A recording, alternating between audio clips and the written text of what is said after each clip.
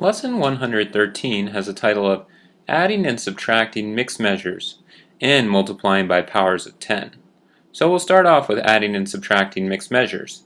And our first question says 1 hour 40 minutes plus 1 hour 50 minutes. Now if we go ahead and do the math on this, we can see we're going to get 2 hours. And 40 plus 50, that's 90. So we're going to get 2 hours, 90 minutes. Now the challenge with this question is because we have mixed measures, we have hours and minutes in the same problem, is to make sure we fully simplified our answer. Now what we have to remember when we have a problem like this that has both hours and minutes is that there are only 60 minutes in 1 hour. So if we remember there's 60 minutes in 1 hour, we will definitely have to simplify 2 hours 90 minutes. Well, 2 hours 90 minutes. That's the same as saying 90 minutes is equal to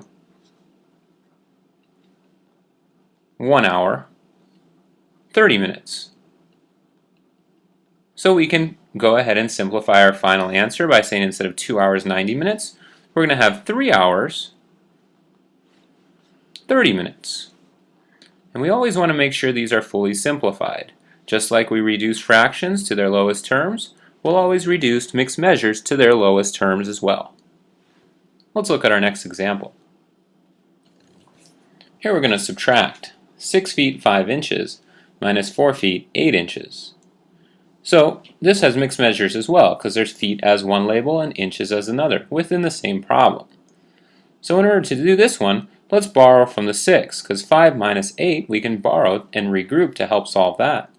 So we borrow from the 6 to get 5 feet. And now instead of putting, well, we've got to figure out if we take 1 whole away from 6 feet, we've got to add 1 whole to 5. And in inches, a whole is 12 because there's 12 inches in 1 foot.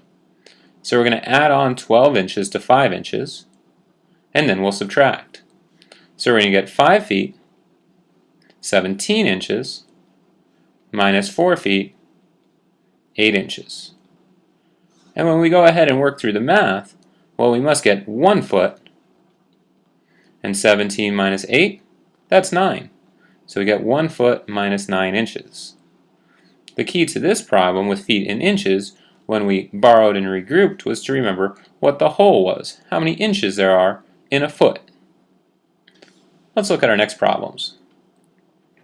These problems are working with powers of 10. And we need to write 6.2 times 10 to the second power in standard notation. This is called scientific notation.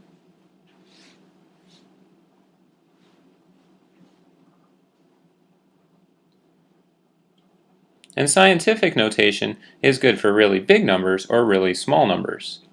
So in this, if we want to write it in standard notation, that just means write it out as a full number, not times 10 to some power.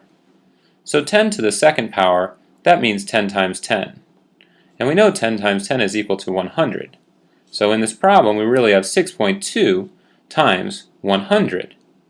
Now it's nice to multiply by a power of 10, like 100, because we just move the decimal over as many spots as we have zeros. We know we're going to the right because we're multiplying. So we're going to say 6.2, and we're going to move the decimal over 2 spots to the right. We've got to add a 0, and we've got our final answer. 6.2 times 10 to the second power, that must be the same as 620. We've got one more problem today looking at powers of 10. Here we're going to write 0.5 billion in standard notation. We could also say half a billion. Well, half a billion is less than a whole billion, and we know a whole billion would look like this. If this is a whole billion, then half a billion, or 0.5 billion, well, that would have a 0 in the billions place, and a 5 in the 100 millions place. So the way that we would write it would just be to say 500 million. 500 million is exactly the same as half a billion. And it's nice to be able to write these numbers out in standard notation because you can see all the place values clearly. We can go ahead and box our answer now. We didn't need that 0 out in front. We've got half a billion written out in standard notation. Lesson practice will be on page 613. Make sure you've got your notes complete, and I'll see you during our next class.